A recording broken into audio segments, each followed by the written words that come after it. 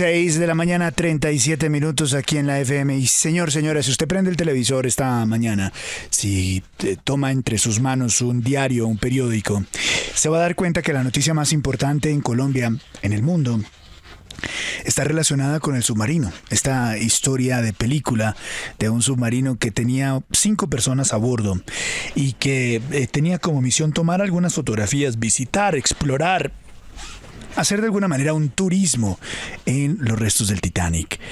Ese submarino ha hecho implosión, 5 personas muertas. Es terrible lo que ha sucedido. Vamos a conocer un poco más de esta novela, de esta historia tan tremenda que se vive hoy en el mundo, en esta zona donde yace el Titanic. Está con nosotros José Bauzá. Él es oceanógrafo, clínico y oficial de la Marina Mercante de la Guardia Costera de los Estados Unidos. Señor Bauzá, gracias por acompañarnos. Buenos días. Muy buenos días, gracias por la invitación y saludo a todos los radioescuchas. Gracias por darnos unos minutos. El titular es implosión.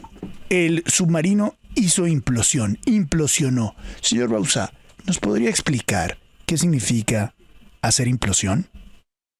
Pues mira, fíjate, nosotros ahora mismo, ¿verdad?, donde nos encontramos, sentimos lo que es la presión de la atmósfera, la presión del aire.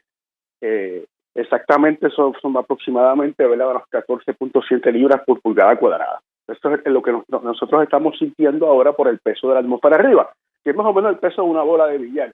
Pero a esa profundidad la presión es 400 veces mayor, porque tienes una columna de agua encima haciéndote esa presión, y esa presión equivale a tener una camioneta doble cabina con gomas anchas encima, de tal manera que la estructura de estos sumergibles va diseñada para aguantar esa presión. Tienen unos límites. Ahora bien, si existe algún tipo de desperfecto, por ejemplo, estructuralmente una falla, tal vez alguna escotilla o la entrada por donde entran los pasajeros, ¿no? Y alguno de estos elementos falla o sobrepasa la profundidad a la cual están diseñados, esa presión lo que hace es que básicamente esparracha literalmente lo que viene siendo la cápsula de la nave. Señor Bauzá, muy buenos días. Quisiera saber si cada descenso en el mar por otros viajes pudo haber debilitado esa infraestructura del sumergible Titán y, por supuesto, llevar a que se presentara este accidente. Es una posibilidad. Cada vez que hay una inmersión y este sumergible sufre esa presión, o sea, estructuralmente todas esas planchas, todas esas vigas, cada vez que baja van a sentir la presión.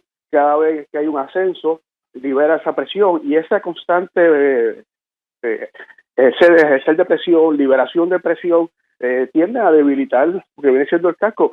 Por eso estos sumergibles hay que darle un mantenimiento, hay que hacerle unas pruebas estructurales, pero definitivamente el tiempo puede ir debilitándolo, pero eso es parte, ¿no? Debe ser de un programa de calidad de control, pero puede existir una posibilidad, puede haber sido también un fallo mecánico, puede haber sido un fallo eléctrico. Fíjate que ellos perdieron contacto apenas 1 hora y tantos minutos de la inmersión, o sea, ellos estaban todavía a mitad de viaje cuando perdieron el contacto, lo que me da el indicio que hubo una falla eléctrica o mecánica, y eso pues desencadena una serie de eventos, ¿no? O sea, ya a esa profundidad tú no tienes luz, necesitas una iluminación, ya a esa profundidad la temperatura del agua es muy fría, básicamente 4 grados Celsius, la temperatura del agua es un refrigerador, ese frío lo vas a sentir, y todo eso puede desencadenarnos un evento catastrófico, que es lo que podemos entender que pasó aquí. Es importante que encuentren el resto de esa nave para poder identificar cuáles fueron las causas exactas y tratar de evitar este tipo de desastres en un futuro, aunque como quiera van a hacer siempre actividades de alto riesgo. Ahora, señor Bauzá, esto lo antecedió también un escándalo de incluso algún empleado que previamente salió y advirtió que las pruebas de inmersión no habían sido las adecuadas, no se habían seguido los protocolos, que había mucho riesgo con esta cápsula. Es probable que se hubiera actuado de manera irresponsable y que gran parte de la causa de esta tragedia que hoy vemos sea el afán de haber usado la cápsula para turismo sin tener las condiciones adecuadas para hacerlo. Mira, yo te digo una cosa, puede ser una posibilidad, es algo que hay que investigar. Estamos hablando de una empresa privada, aquí regula esa empresa privada. Por ejemplo, en el caso de los aviones, pues tú tienes una federación que está constantemente monitoreando el mantenimiento y el cambio de los motores. Una empresa privada no sabemos si esto funciona. Existen unos sumergibles que son administrados por instituciones académicas navales Y ahí hay toda una documentación del mantenimiento de esos sumergibles, pero en este caso, al ser privado, no sé quién lo regula, quién mantiene esos archivos, cuál es la frecuencia, cuál es el control de calidad, y abre entonces a posibilidades como esta, porque no tenemos la información, ellos no tienen que cumplir tal vez con unos requisitos de alguna organización, ¿verdad?, o institución para garantizar la seguridad. Yo creo que eso va a ser parte de la investigación posiblemente. Señor Bauza, quiero preguntarle, ¿hay alguna posibilidad de que se encuentren más piezas del submarino o que eventualmente se puedan encontrar restos de estas 5 personas? Tal vez piezas del submarino, puede haber una posibilidad, todo depende de la intensidad, ¿verdad? Y el tiempo que se le dedique a la búsqueda con equipos sofisticados. En esto se utiliza mucha robótica, aquí se utiliza el sonido, a esa profundidad no hay luz, y es el sonido, ¿no? Los sistemas de sonido los que tienden a generar las imágenes.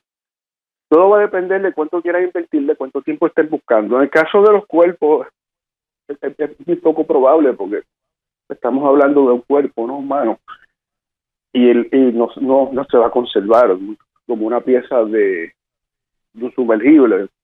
Yo creo que las probabilidades van a ser pocas, ojalá me equivoque, pero en el caso de los cuerpos de estos tripulantes, pero es un poco difícil. Sí. Señor Bauza, las personas, los pasajeros, ¿eran conscientes de, digamos, del peligro que tenía un viaje de estos? Porque pues ahora nos enteramos que es peligrosísimo y muchas personas lo estaban haciendo de manera turística, pagando grandes sumas. Es decir, ¿eran conscientes de que un tema de estos podía pasar? ¿Debieron haber firmado algún tipo de cláusula? Sí, definitivo, o sea, se le explica, ellos están conscientes del riesgo, generalmente firman unas cláusulas conociendo ese riesgo, pero acuérdate que siempre el deseo de explorar, de tener esa oportunidad, de tener esa experiencia, va a superar muchas veces nuestros criterios, ¿verdad?, de autoprotección, si uno quiere verlo así. Yo entiendo que por más orientación de los riesgos, si tú tienes deseo de hacerlo y tienes el poder adquisitivo, no va a ser un obstáculo. Pero entiendo que sí, que ellos se les explica el riesgo y firman sus cláusulas y sus papeles. Estuve escuchando el otro día una entrevista a una persona que tuvo la oportunidad de participar en una de estas expediciones y así lo explicó, ¿no? 6:44 a.m, tremenda historia esta que tiene a todo el mundo paralizado. Es el señor José Bauza, oceanógrafo clínico y oficial de la Marina Mercante de la Guardia Costera de los Estados Unidos. Gracias por darnos unos minutos aquí en la FM, muy amable, muy gentil. Muchas gracias a ustedes.